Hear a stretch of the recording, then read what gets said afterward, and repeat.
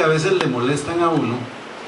Me pasó, siempre ando investigando ahí en internet y viendo cosas, y me encuentro el video de un señor que me dejó con la boca abierta. Es el expresidente de Uruguay, un comunista, terrorista, ateo, y cuando habla me dejó con la boca abierta. ¿Qué sabiduría de señor en el mundo? ¿Cómo puede ser? Digo, ¿cómo puede ser que los cristianos a veces no vivimos como él dice? Él, cuando se retiró de presidente, le dieron la pensión de presidente, la rechazó y la da a los pobres. Vive en lo que dice él, una chacra es una finquita, pero lo más elemental posible. Anda en una cacharpa que ojalá la vieran, en un bocho. Y él estaba diciendo que él no quería perder su libertad pensando en comprar chunches. Él no dijo chunches, en comprar cosas. Esa palabra tica. Que las personas se pasan toda la vida pensando que con un carro sería feliz, que con esa marca sería feliz, que con ese aparato sería feliz, que con ese iPhone sería feliz. Y dice que es totalmente lo contrario, lo que la palabra dice. Él no sabe ni que estaba aplicando la palabra. Dice, cada vez que usted se esfuerza por conseguir una cosa, un aparato, lo que sea, dice, lo que está perdiendo es vida. ¿Por qué? Porque para tener ese aparato, ese chunche, usted lo que tiene que hacer es trabajar tiempo para poderlo comprar, y ese tiempo fue vida que usted perdió. Y dice, y la vida no se puede comprar. Es lo único que no se puede comprar. ¿Qué dice la palabra? Hay que ser feliz con lo poco y con lo mucho. Si Dios me da mucho, ser feliz, porque he visto que hay gente que tiene mucho y vive amargado, y hay gente que tiene poco y vive amargado, porque queremos copiar los modelos de vida de otros. No, que mire, ¿cómo puede ser que yo, que estudié, que tengo estos títulos, que tengo estas cosas, y que tengo un carro más feo que el de aquel? Por eso un corazón agradecido es un corazón libre. Hay que tener un corazón agradecido, como dice doña Cinia, y eso le da libertad para disfrutar lo que tiene. No comience a ver las cosas que otros tienen y a tratar de vivir una vida que no es posible. Entonces sabemos de los miles de millones de colones que están en deuda en las tarjetas de crédito por gente que compra cosas que no necesita y que no puede pagar. Ok, esa fue la primera cosa que me dio cólera. Que este señor fuera tan sabio. Sí. Yo he leído sobre ese señor, pero no solo fue siendo presidente ni después que terminó la presidencia, sino que este señor, antes de ser presidente, vivía así. Sí. Entonces estaban asombrados que como una persona de ese tipo fuera a ser presidente. Según parece y las encuestas, este señor ha sido el mejor presidente de Uruguay que haya tenido. Sí. Porque ni se hizo millonario, ni lo tiene con ninguna cuestión rara, y volvió otra vez a como estaba antes. Ahí lo sacan en una foto en la finquilla donde vive, que es cualquier cosa. Fue una persona que realmente lo que hizo lo demostró, Sí. y no cambió su manera de ser. Lo que predica vive. Lo que predica lo vive. Bueno. Entonces la próxima que quiero ver es a cristianos de aquí diciendo que saben vivir como dice este señor. Amén. Bueno, la otra cosa que me dio cólera, no sé, cólera santa. Sacó el látigo. Ok, ahora sí ya pongo. Sacó el látigo. Resulta que me llega un mensaje en Facebook de un sobrino que me dolió tanto, que resulta que invita a participar en el Festival de la Alianza Pagana de Costa Rica. Se me paró el hígado, se me paró todo, me molesté. También, bueno, lo que queda así. Apunten la fecha, Y no falte. porque cuando me puse a ver los detalles de esta famosa alianza pagana, dice ritos celtas, Por cierto, ¿a alguien le tiene fiebre? He visto mucha gente metida en la música celta. La música celta tiene un origen muy dudoso, ¿verdad? Ritos celtas, nórdicos, y fomentan lo que se llama la Wicca. ¿Ustedes saben qué es la Wicca? ¿Quién sabe qué es la Wicca? ¿Qué? Es pariente de la Ouija. ¿Ah? No. Esa es la Ouija. La Wicca. Una cosa es la Wicca y otra cosa es la Ouija. Yo conocí ese término hoy hace 8 exactamente. Ajá. Es que me dijeron que era la brujería. Ok. La Wicca es un nombre disimulado para engañar a los jóvenes y a los viejos también con la brujería. Les dicen que es algo moderno y que ya no es como antes, y no es como antes, es peor. Yo quería leerle la definición. Tengo que quitarme los anteojos para leer al revés. Es muy raro que Lecturas del tarot, todas las cochinadas que hemos visto de Nueva Era y de la brujería están ahí. Dice: la Wicca es una religión neopagana vinculada con la brujería y otras religiones antiguas. Fue desarrollada en Inglaterra a mitad del siglo XX y presentada al público por un señor que se llama, bueno, señor entre comillas, Gerald Gardner, un funcionario jubilado británico. La Wicca se basa en un conjunto diverso de creencias paganas y prácticas herméticas del siglo XX, por su estructura teológica y práctica ritual práctica. O sea, vean, todo esto, hay ritos, hay cosas, cantan, tienen fechas importantes para celebración, y lo peor es que ahora que estábamos alabando al Señor, cuando nosotros cantamos, alabamos al Señor. Cuando ellos cantan, ¿qué alaban? ¿Al diablo? Al diablo, a Satanás. Y sin embargo, lo veo metido muchos jóvenes con cerebro, que los descerebraron y se meten a esto y andan cantando cochinadas que no saben ni qué están cantando, que el fruto que van a tener es terrible. Entonces, para que estén alertas con sus hijos, niños, adultos, a todos, que esto es un completo fraude satánico, para que no caigan en eso, ¿sí? Una acotación nada más. La última vez que el mundo se puso a hacer cultos nórdicos, celtas nórdicos, más que todos sajones, más que celtas, en este planeta se murieron 50 millones de personas. Solamente métanse y averigüen qué hizo Adolfo Hitler y sus nazis, y ellos que adoraban a Thor y a Wotan, Odín, como quieran llamarle, eso fue lo que... Es cierto, Hitler tuvo un gran interés por las cosas ocultas, y él quería inclusive buscar cosas. ¿Se acuerdan la película En busca del arca perdida? Es fantasía, pero sí, ellos buscaron todo eso porque creían que ahí había poder, y entonces recurrieron a un montón de cosas dentro de esa brujería y brujos para lograr el poder.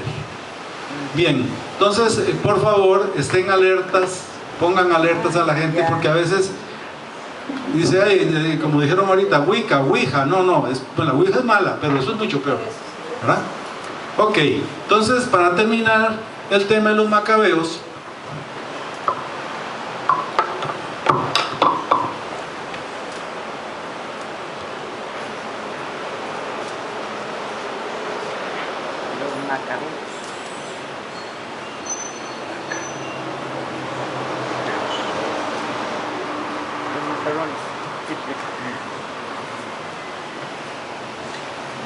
esa Miss que le pregunta en Colombia, que les pregunta a una colombiana ya para que dónde es, qué zona de Colombia es el mejor el café, y dice que ¿Por qué? entre las cosas interesantes que uno cuando visita Israel, especialmente como iba yo haciendo de arqueólogo aficionado, fue que el director del instituto donde estábamos estudiando me contó, dice que permanentemente están descubriendo cosas, y que en el barrio donde él vivía se creía que habían descubierto la tumba de los macabeos. Ahora ya es noticia. Esto es una vista aérea de la tumba de los macabeos. Ahí, si ustedes ven, tenía compartimentos, porque ahí iban enterrándolos a toda la familia, especialmente cuando habían sido grandes hombres o mujeres, ¿verdad? Supongo que solo habían hombres en esa época. ¿Perdón? Seguro solo habían hombres en esa época. Bueno, en las guerras generalmente los luchadores eran los hombres, ¿verdad? Además, en esa época solo el hombre tenía valor. No, pero había también, por ejemplo, está la tumba de Raquel, está varias cosas de mujeres importantes de la Biblia. Ok, Judas Macabeo es uno de los macabeos más famosos. ¿Por qué? Porque fue muy valiente. Dice, sin embargo, pasó una cosa muy extraña. Una vez se encontró que algunos de sus soldados habían guardado como fetiches, amuletos que se habían echado a la bolsa, y gracias a eso tuvieron una gran matazón en contra. Entonces, cuando él se da cuenta de eso, se envía emisarios a Jerusalén para que presenten holocausto a Jehová, para pedir perdón por eso que habían hecho, porque dentro de la ley judía era totalmente prohibido andar amuletos ni nada, cosas raras que no fueran de Jehová. Todavía, los que acostumbran eso, quítenselo, bótenlo. Escapulario. Todas esas cosas son amuletos que desvían la fe. Ok, el valiente Judas exhortó a sus hombres a que evitaran en adelante tales pecados, pues acababan de ver con sus propios ojos lo que sucedía a los que habían pecado. Judas siguió ganando batallas, era muy bueno, pero en una de esas murió. Eran batallas muy duras y él murió siempre y se mantuvo siempre luchando por la obra de Dios. Después de los macabeos, después de Judas, quedó su hermano, porque quedaron otros, Judas, Jonatán, etc. Simón. Jonatán, que ya era sumo sacerdote, sucede a su hermano Judas como jefe del ejército, pero fue asesinado por los sirios en el año 143. Al morir, el siguiente hermano Simón fue elegido como sumo sacerdote y como líder de los judíos.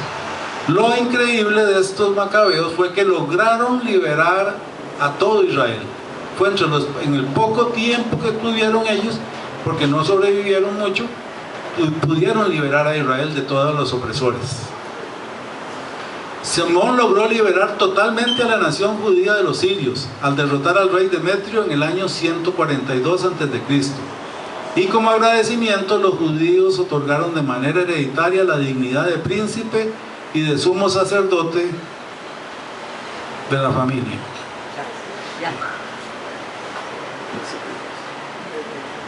Yo siempre me preguntaba cómo llegaron los romanos. Digo, porque yo nunca oí que estaba tranquilo y que los invadieron, aunque ellos lo podían hacer.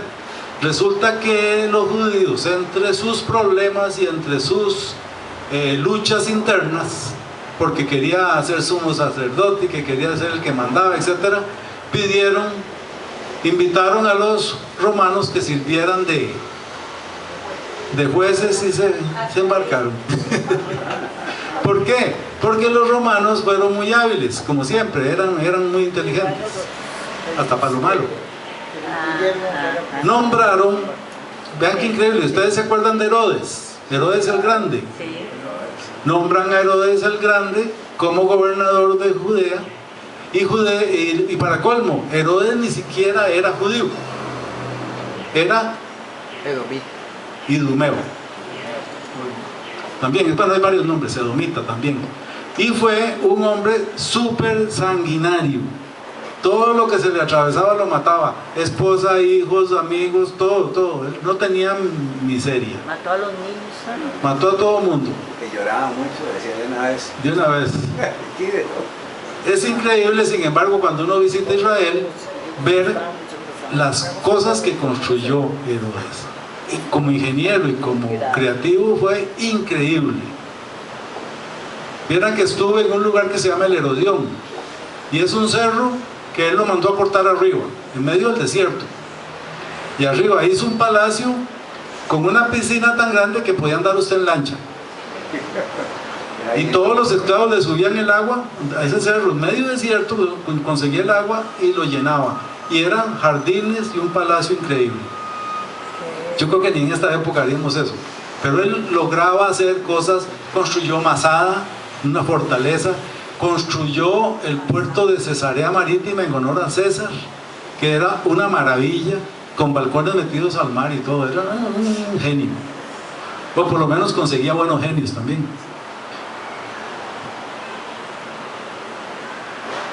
Dice que ¿qué hizo Herodes? Mató a toda la familia que venía de los macabeos para evitar tener competencia. Él era cosa seria en eso. Ahora la pregunta, ¿recuerdan que todo inició porque los judíos se alejaron de la palabra de Dios? ¿Recuerdan? Tanto los del norte, Israel, fueron llevados esclavos por Siria, y los del sur, Judea, fueron llevados esclavos ¿por quién? Por Babilonia. ¿Por qué fueron llevados por esclavos? Dios no los protegió. Dios permitió eso. Él les avisó por medio de los profetas que si se alejaban de la palabra iban a ser esclavizados y destruidos y asesinados. No hicieron caso, ahí terminaron, ¿verdad? Después, ¿qué pasa cuando en Babilonia los que fueron llevados a Siria se perdieron? No se sabe dónde fueron a dar.